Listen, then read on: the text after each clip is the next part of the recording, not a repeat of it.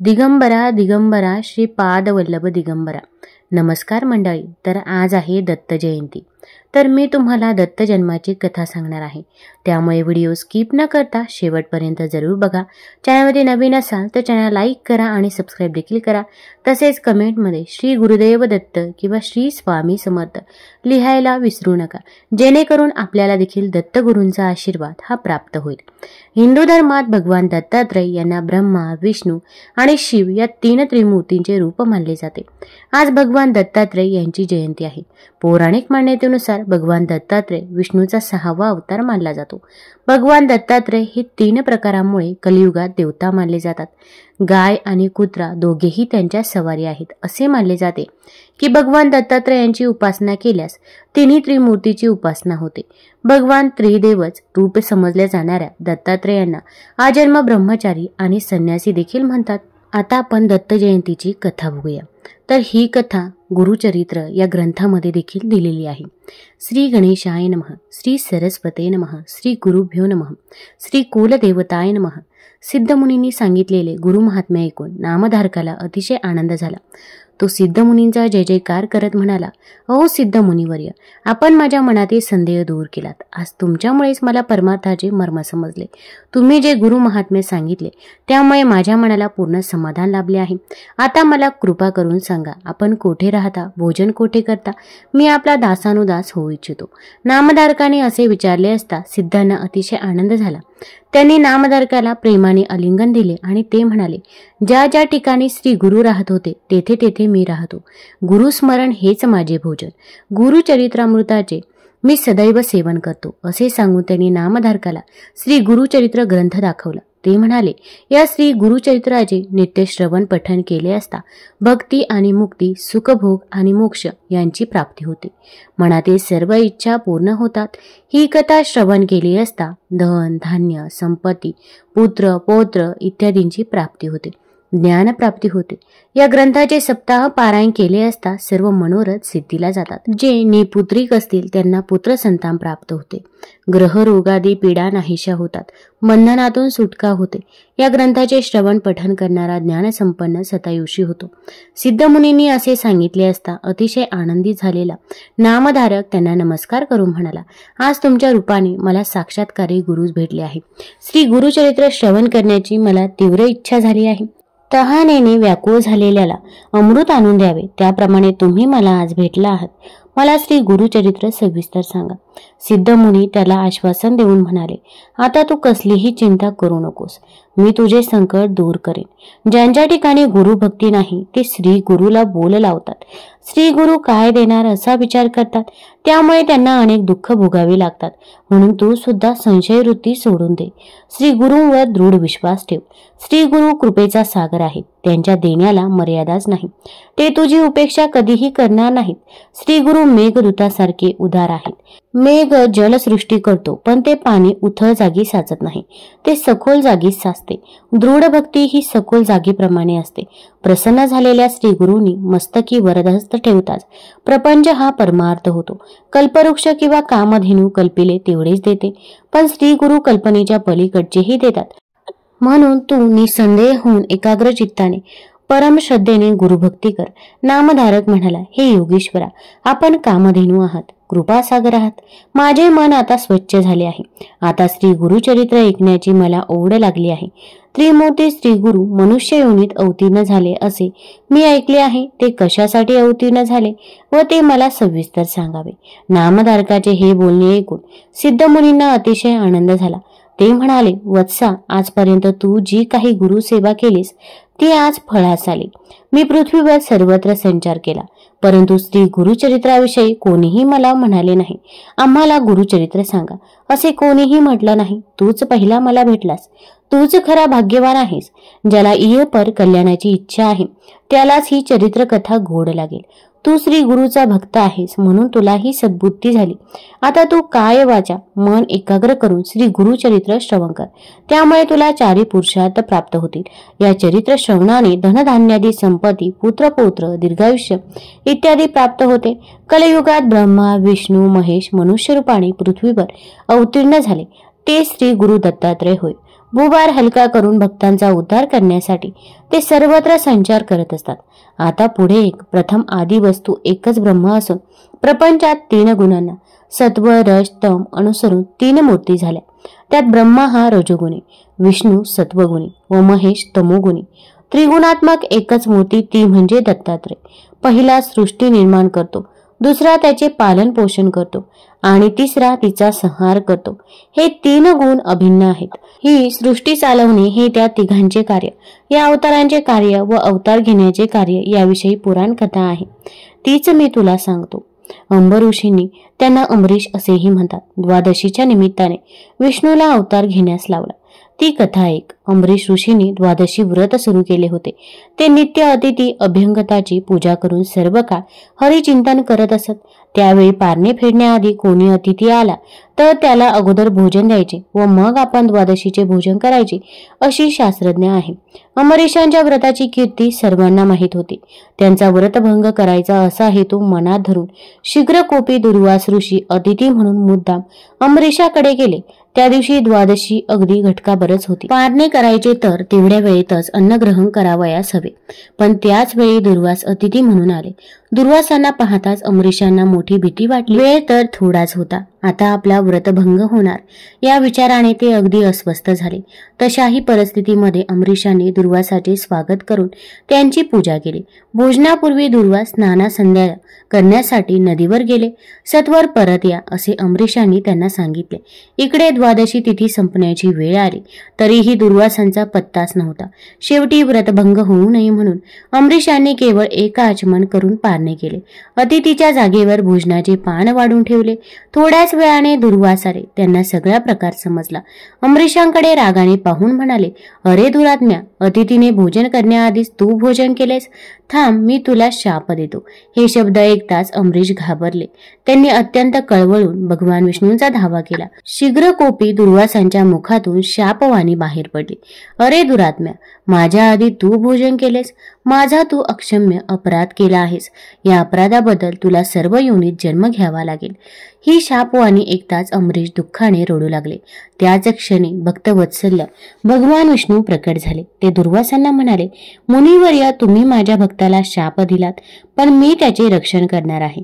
तो शाप मी स्वतः भोगीन. दुर्वास हे परमज्ञानी होते. ते ईश्वराचा अवतार होते. क्रोधी होते तरी ते उपकारी होते. त्यांनी विचार केला, या भूलोकी युगानुयुगे तपश्चर्या केली तरी सुद्धा श्री हरिचरणांचे दर्शन होत नाही. आता या शापाच्या निमित्ताने तो भक्तजनांचे रक्षण करण्यासाठी लक्ष्मीसह अवतार घेईल. दृष्ट दुर्जनांचा नाश करून संत सज्जनांचे रक्षण करेल. मग तो भगवान विष्णूंना म्हणाले, हे श्रीहरी, तू पूर्ण ब्रह्म विश्वात्मा आहेस. तू परोपकारासाठी शाप भोगताना विविध स्थाने, विविध वेळी, विविध योनीत असे 10 अवतार घे. भगवान विष्णूंनी ते मान्य केले. त्यानुसार भगवान विष्णूंनी मत्स्य, कूर्म, वराहादी 10 अवतार घेतले. हे अवतार काही कारणाने होत असतात. ते कधी प्रकट तर कधी गुप्तपणे होतात. फक्त ज्ञानी लोकांना हे समजते. ही कथा सांगून सिद्धयोगी नामधारकाला म्हणाले, आता मी तुला एक गमतीची कथा म्हणजे श्री दत्त जन्माची कथा सांगतो. अनुसया ही अत्री ऋषींची पत्नी. ती पतिव्रता शिरोमणी होती. तिच्या घरी ब्रह्मा, विष्णू, महेश हे त्रिदेव कपटवेश धारण करून आले. परंतु अनुसयेच्या तप सामर्थ्यामुळे तिच्या घरी तिचे बाळ म्हणून जन्मास आले. हे ऐकून आश्चर्यचकित झालेला नामधारक म्हणाला, ते त्रिदेव कपटवेश धारण करून अनुसयेच्या घरी कशासाठी आले होते? त्यांची बाळे कशी झाली आणि अत्री ऋषी पूर्वी कोण होते? त्यांचा मूळ पुरुष कोण? हे सगळे मला सविस्तर सांगा, असे नामधारकाने विचारले असता सिद्धयोगी म्हणाले, नामधारका, तू फार चांगला प्रश्न विचारला आहेस. तू प्रश्न विचारल्यामुळे मला ती कथा पूर्ण आठवत आहे. प्रथम मी तुला अत्री ऋषी कोण होते ते सांगतो. सृष्टी निर्माण होण्यापूर्वी सर्व जलमय होते. त्यात हिरण्यगर्भ झाले. तेच रजोगुणांपासून निर्माण झालेला ब्रह्म, त्यालाच ब्रह्मांड म्हणतात. मग त्याचे 2 तुकडे झाले व तेथे वरती आकाश, खाली भूमी असे 2 भाग झाले. ब्रह्माने तेथे 14 भुवने निर्माण केले. 10 दिशा, मन, बुद्धी, वाणी आणि कामक्रोधादी षडविकार उत्पन्न केले. मग सृष्टीची विस्तृत रचना करण्यासाठी मरीची, अत्री, अंगिरस, पुलत्स्य, क्रतू आणि वसिष्ठ असे 7 मानसपुत्र निर्माण केले. त्या सप्तर्षींपैकी अत्रींची पत्नी अनुसया ही श्रेष्ठ, पतिव्रता होती, साक्षात जगदंबाच होती. तिच्या लावण्य रूपाचे वर्णन करता येणार नाही. थोर पतिव्रता असलेल्या तिची पती सेवा पाहून ही स्वर्गाचे ऐश्वर्य घेईल की काय अशी सर्व देवांना भीती वाटू लागली. मग इंद्रादी सर्व देव ब्रह्मा, विष्णू, महेश या त्रिदेवांना भेटले. त्यांनी अत्री, अनुसया यांची सगळी हकीकत सांगितली. इंद्र म्हणाला, महातपस्वी अत्रींची पत्नी अनुसया असामान्य पतिव्रता आहे. ती काया वाचा मनाने अतिथींची पूजा करते. ती कुणालाही विनमुख करत नाही. तिचे अलौकिक आचरण पाहून सूर्य सुद्धा तिला घाबरतो. तिला उन्हाचा त्रास होऊ नये म्हणून तो मंद मंद तापतो. तिच्यासाठी अग्नी थंड शीतल होतो. वारा सुद्धा भीतीने मंद मंद वाहतो. तिच्या पायांना त्रास होऊ नये म्हणून भूमी मृदू होते. ती शाप देईल अशी आम्हा सर्वांना भीती वाटते.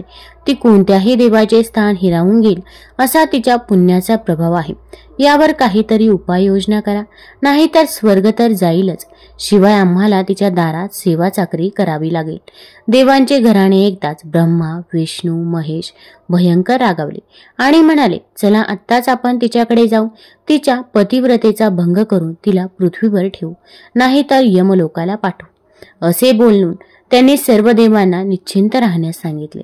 मग सती अनुसयेचे सत्व पाहण्यासाठी ब्रह्मा, विष्णू, महेश यांनी भिक्षुकाचा वेश धारण केला. मग ते तिघेजण अत्री ऋषींच्या आश्रमात आले. त्यावेळी अत्री ऋषी अनुष्ठानासाठी बाहेर गेले होते. अनुसया आश्रमात एकटीच होती. ते अनुसयेला हाक मारून म्हणाले, माई, आम्ही ब्राह्मण अतिथी म्हणून आलो आहोत. आम्हाला अतिशय भूक लागली आहे. आम्हाला भिक्षा वाढ.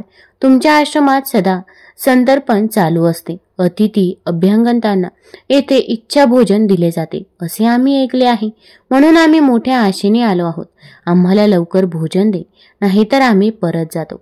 3 भिक्षेकरी आपल्या दारात आलेले पाहून अनुसयेला आनंद झाला.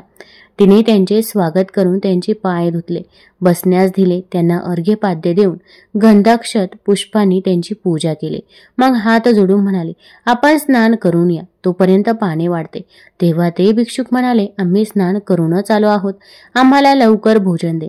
ठीक आहे असे म्हणून अनुसयेने त्यांना बसण्यास पाट दिले.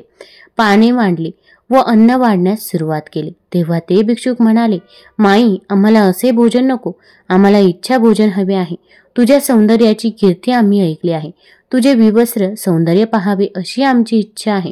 म्हणून अंगावर वस्त्र न ठेवता आम्हाला भोजन वाढ, नाहीतर आम्ही परत जातो. त्या भिक्षुकांचे हे शब्द ऐकून अनुसया आश्चर्यचकित झाली.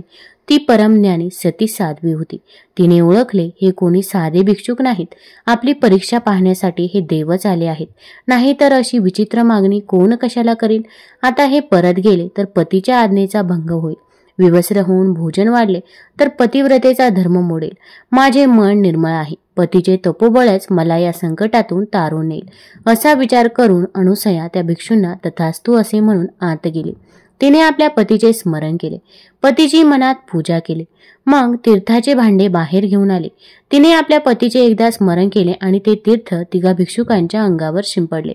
आणि काय आश्चर्य, त्याच क्षणी त्या 3 भिक्षुकांची 3 तेजस्वी सुंदर बाळे बनली.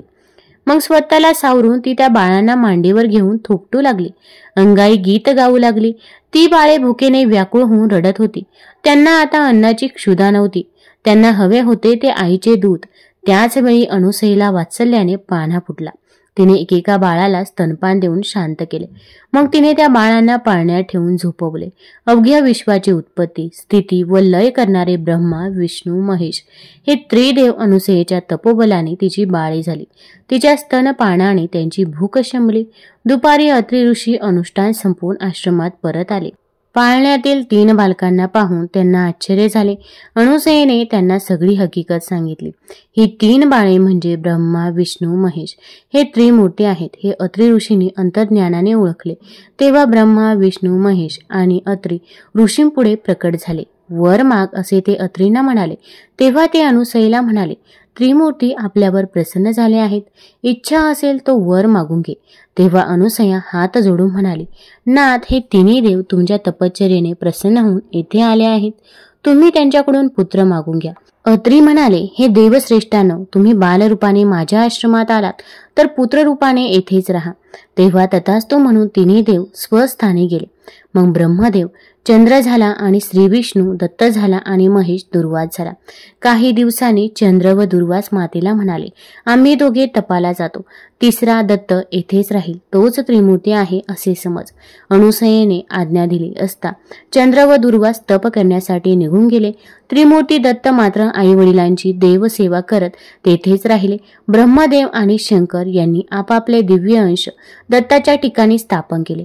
तेव्हापासून दत्त अत्री अनुसयेचा पुत्र, श्री विष्णूंचा अवतार असूनही त्रिमूर्ती दत्तात्रेय म्हणून एकत्वाने राहिला. अत्री म्हणून आत्रेय व अत्री अनुसयेला देवांनी तो दिला म्हणून दत्त. तो दत्तात्रेय महाप्रभू हाच गुरु परंपरेचे मूळ पीठ आहे. अशा प्रकारे सिद्ध मुनींनी नामधारकाला दत्त जन्म अवताराची अद्भुत कथा सांगितली. नंतर पुढे सिद्धयोगी नामधारकाला श्री दत्तात्रेयांची अवतार कथा सांगू लागले. आपल्या भक्तजनांचे रक्षण करण्यासाठी परमेश्वराने या मनुष्य लोकात अनेक अवतार धारण केले. सिद्धयोगी नामधारकाला म्हणाले, अरे नामधारका, लक्षपूर्वक ऐक. भगवान विष्णूंनी अमरीशासाठी अवतार घेतले. मत्स्य, कूर्म, वराह, नरसिंह, वामन, परशुराम, श्रीराम, श्रीकृष्ण, बौद्ध, कल्की असे श्री विष्णूंचे 10 अवतार आहेत. त्याप्रमाणे लोकांचा उद्धार करण्यासाठी श्री दत्त प्रभूंनी देखील अनेक अवतार घेतले. संत सज्जनांचे रक्षण व दुष्ट दुर्जनांचे निर्दोलन याच हेतूने परमेश्वर नाना रूपांनी अवतार घेतो. द्वारपार युग संपल्यावर कलियुग सुरू झाले. जगात अधर्म आणि अनाचार वाढला. ब्राह्मण आचारभ्रष्ट, विचारभ्रष्ट झाले. भगीरथाने आपल्या पूर्वजांच्या उद्धारासाठी गंगा पृथ्वीवर आणली. त्याप्रमाणे लोकांच्या उद्धारासाठी परमेश्वर मनुष्य रूपात अवतार घेतो. पिठापूर नावाच्या गावात अपराजा नावाचा एक आपस्तंभ शाखेचा ब्राह्मण होता. त्याच्या धर्मपत्नीचे नाव होते सुमती. ती मोठी सदाचरणी व पतिव्रता होती. अतिथी अभ्यंगतांची ती मनोभावे सेवा करत असे. दोघेही सत्वगुणी होते. श्री विष्णूंची आराधना उपासना करत असे. एके दिवशी मध्यान्हकाळी श्री दत्तात्रय अतिथी वेशात तिच्या घरी भिक्षेसाठी आले. त्या दिवशी अमावस्या होती. त्या दिवशी तिच्या घरी श्राद्ध होते. श्राद्धासाठी बोलवलेले ब्राह्मण अद्याप यायचे होते. दारी अतिथी आला आहे हे पाहून सुमतीने त्या अतिथीचे स्वागत करून त्याला श्राद्धासाठी जो स्वयंपाक तयार केला होता त्याची भिक्षा वाढली. त्यामुळे प्रसन्न झालेल्या अतिथी वेशातील श्री दत्तात्रेयांनी 3 शिरे 6 हात अशा स्वरूपात तिला दर्शन दिले. आज आपल्या घरी प्रत्यक्ष श्री दत्तप्रभू जेवले हे पाहून सुमतीला अतिशय आनंद झाला. तिने भक्तिपूर्वक श्री दत्तात्रेयांना साष्टांग नमस्कार घातला. प्रसन्न झालेले श्री दत्तात्रेय तिला म्हणाले, माग माते जे इच्छिसी, जे जे वासना तुझे मन पावसी, पावसी त्वरित म्हणत असे. माते, मी तुझ्यावर प्रसन्न झालो आहे. तुला जे हवे असेल तर ते माग. श्री दत्तात्रेयांनी असे आश्वासन दिले असता सुमती अत्यंत विनम्रपणे भगवान दत्तप्रभूंना म्हणाली, भगवंता, आपण मला जननी म्हणालात तेव्हा ते नाव सार्थ करावे. माझ्या पोटी आपण जन्म घ्यावा. मला पुष्कळ पुत्र झाले परंतु ते जगले नाहीत. त्यातून 2 पुत्र वाचले आहेत, पण त्यातील एक आंधळा आहे व दुसरा पांगळा आहे. ते असून नसल्यासारखेच आहेत. म्हणून मला आपल्यासारखा विश्ववंद्य परमज्ञानी देवस्वरूप असा पुत्र व्हावा. सुमतीने अशी प्रार्थना केली असता प्रसन्न झालेले श्री दत्तप्रभू पुढील धर्म कार्यांचे स्मरण करून तिला म्हणाले, माते, तुला मोठा तपस्वी पुत्र होईल. तुझ्या वंशाचा तो उद्धार करेल. कलियुगात त्याची फार मोठी कीर्ती होईल. परंतु तो जसं सांगेल तसं करा, नाहीतर तो तुमच्या जवळ राहणार नाही. तुमचे सगळे दुःख दूर नाहीसे करेल. असा सूचक आशीर्वाद देऊन अतिथीरूपी श्री दत्तात्रय अदृश्य झाले. हे वरदान ऐकून सुमतीला अतिशय आनंद झाला. काही कामासाठी बाहेर गेलेला अपार राजा घरी परतल्यावर सुमतीने त्यास सगळी हकीकत सांगितली. मध्यान्हकाळी कोणी अतिथी आल्यास त्याला भिक्षा घालण्यास चुकू नको असेही श्री दत्तात्रेयांनी सांगितले होते. त्याचप्रमाणे माहूर, करवीर, पंचाळेश्वर या ठिकाणी श्री दत्तात्रेयांचा निवास असतो आणि जे कोणी भिक्षा मागण्यास येईल त्याला श्री दत्तप्रभू मानून भिक्षा घालावी असेही त्यांनी सांगितले होते. सुमतीने सांगितलेली हकीकत ऐकून अपार राजा अतिशय आनंदित झाला. तो सुमतीला म्हणाला, तू अगदी योग्य तेच केलंस. आज श्राद्ध खऱ्या अर्थाने सफल झाले. माझे पितर आज एकाच भिक्षेने तृप्त झाले, कारण आज आपल्याकडे श्री दत्तरूपी प्रत्यक्ष विष्णूच आले होते. हे सुमती, तुझे माता पिता खरोखर धन्य आहेत. तुला जो वर मिळाला तसाच पुत्र तुला होईल. पुढे यथाकाली सुमती गर्भवती झाली. 9 मास पूर्ण झाल्यावर एके शुभदिनी भाद्रपद शुक्ल चतुर्थी सुमती प्रसूत झाली. तिला एक पुत्र झाला. त्याचे जातकर्म करण्यात आले. अपार राजाने खूप दानधर्म केला. विद्वान ब्राह्मणांची त्यांनी जन्मपत्रिका तयार करून त्याचे भविष्य वर्तवले. हा मुलगा दीक्षा करता जगद्गुरु होईल असे त्यांचे भविष्य सांगितले. भगवान दत्तात्रयाने वर दिलेल्याप्रमाणे हा मुलगा झाला. हे ध्यानात घेऊन त्या नवजात बालकाचे नाव श्रीपाद असे ठेवले. हे भगवान दत्तात्रय असून लोकोद्धारासाठी अवतीर्ण झाले आहेत हे अपार राजा व सुमती यांना समजले. अत्यंत आनंदाने ते श्रीपादाचे संगोपन करत होते. यथावकाश श्रीपाद 7 वर्षांचा झाला. मग अपार राजाने त्याचे यथाशास्त्र मौजी बंधन केले. मुंज होता श्रीपाद 4ही वेद म्हणू लागला. तो न्याय, मीमांसा, तर्क इत्यादी दर्शनशास्त्रात पारंगत झाला. त्यावर भाष्य करू लागला. आचारधर्म, व्यवहार धर्म, प्रायचित्ते, वेदांत इत्यादींचे ज्ञान लोकांना समजावून देऊ लागला. श्रीपादाची असामान्य बुद्धिमत्ता पाहून लोक आश्चर्याने थक्क झाले. त्याच्या मुखातून ज्ञान श्रवण करण्यासाठी अनेक लोक पिठापुरास येऊ लागले. श्रीपाद 16 वर्षांचे झाले. माता पित्यांनी श्रीपादांच्या विवाहाबद्दल चर्चा सुरू केली. त्यांनी श्रीपादांना विवाहाविषयी विचारले. त्यावेळी ते म्हणाले, मी विवाह करणार नाही. मी वैराग्य स्त्रीशी विवाह केला आहे. मी तापसी ब्रह्मचारी उगश्री हीच आमची पत्नी होय. माझे नाव श्री वल्लभ आहे. मी आता तप करण्यासाठी हिमालयात जाणार. हे ऐकून आई वडिलांना खूप वाईट वाटले. परंतु तुला ज्ञानी पुत्र होईल. तो सांगेल तसे वागा. हे श्री दत्तप्रभूंचे शब्द सुमतीला आठवले. या मुलाचा शब्द आपण मोडला तर काहीतरी विपरीत होईल. तेव्हा याला अडवून चालणार नाही असा विचार करून आई वडील त्यांना म्हणाले, बाळा तू आमच्या म्हातारपणी आमचा सांभाळ करशील अशी आम्हाला आशा होती. पण आम्ही तुला अडवत नाही. आम्हाला पुत्रवियोग होणार या विचाराने सुमती दुःख करू लागली. तेव्हा श्रीपाद तिला समजावत म्हणाले, तुम्ही कसलीही चिंता करू नका. तुम्हाला हवे असेल ते मिळेल. मग त्यांनी आपल्या आंधळ्या व पांगळ्या बंधूंकडे अमृत दृष्टीने पाहिली आणि त्याच क्षणी परिसस्पर्शाने लोखंडाचे सोने होते. त्याचप्रमाणे त्या दोघा भावांना दिव्य देह प्राप्त झाली. आंधळ्याला दृष्टी झाली व पांगळ्याला पाय आले. त्या दोघांनी श्रीपादांच्या चरणकमलांवर डोके ठेवले. आम्ही आज कृतार्थ झालो, धन्य झालो असे ते म्हणाले. श्रीपादांनी त्यांच्या मस्तकावर वरदहस्त ठेवून आशीर्वाद दिला. तुम्हाला पुत्र पौत्रांसह सर्व प्रकारची सुख समृद्धी प्राप्त होईल. तुम्हाला दीर्घायुष्य प्राप्त होईल. तुम्ही चिरकाल सुखाने नांदाल. तुम्ही आई वडिलांची सेवा करा. तुम्ही परम ज्ञानी व्हाल. शेवटी तुम्हाला मोक्ष प्राप्त होईल. मग ते आई वडिलांना म्हणाले, या दोन्ही मुलांच्या सहवासात राहून तुम्ही शतायुषी व्हाल. आता मला परवानगी द्या. मी उत्तर दिशेला जात आहे. अनेक साधू जणांना मी दीक्षा देणार आहे. सर्वजण श्रीपादांच्या पाया पडले. श्रीपाद श्रीवल्लभ घरातून बाहेर पडले एकाएकी गुप्त झाले. ते मग गुप्तपणे काशी क्षेत्री गेले. तेथून बद्रिकाश्रमात गेले. तेथे श्रीनारायणांचे दर्शन घेऊन आपण लोकोद्धार करण्यासाठी भूलोकी अवतार घेतला आहे असे सांगून गोकर्ण क्षेत्रात आले. तुम्हाला जर या कथा आवडल्या असतील तर चॅनल लाईक करा, सबस्क्राईब करा आणि आपल्या मित्रपरिवारासोबत जरूर शेअर करा. धन्यवाद.